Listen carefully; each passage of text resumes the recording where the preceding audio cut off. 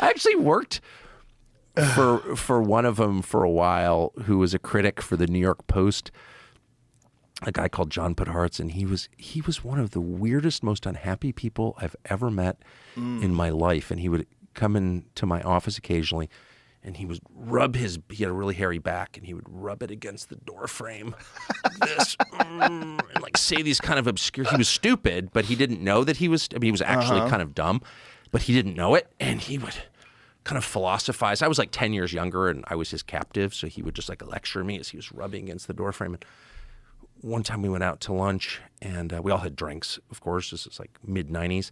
He didn't really drink, but he ordered this drink with like an umbrella, and it had a piece of watermelon on the rim of the glass. And he took the watermelon and ate it, and then he ate the rind.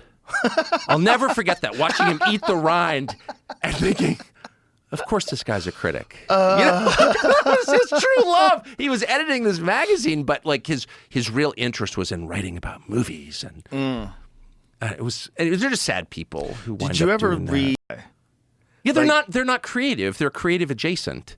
Well, they don't have anything to contribute. That's what I'm saying. They don't have creative power, right? Yeah. So they're mad about that. They probably could figure it out if they had a different mindset. I think creativity is in everybody. Creativity is about the ideas. Creativity is about things. Creativity is about how does this concept work with these other concepts? How do I get it in the most digestible form? If I was an audience member, what would it be like to feel this? What's the best way to introduce it? What's the way to make it so that people don't think that I'm being mean, that I have a point, or that I've thought this through? This is not just a flippant thing. Like, you're allowing someone, when someone's on stage, you're allowing that person almost to think for you.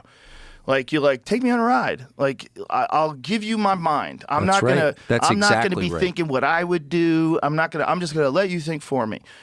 If that person's not doing a good job of that, if it's clunky, if it's shitty, if the transitions suck, then it just interrupts this hypnotism that you've put on me. This hypnosis. Now I'm not.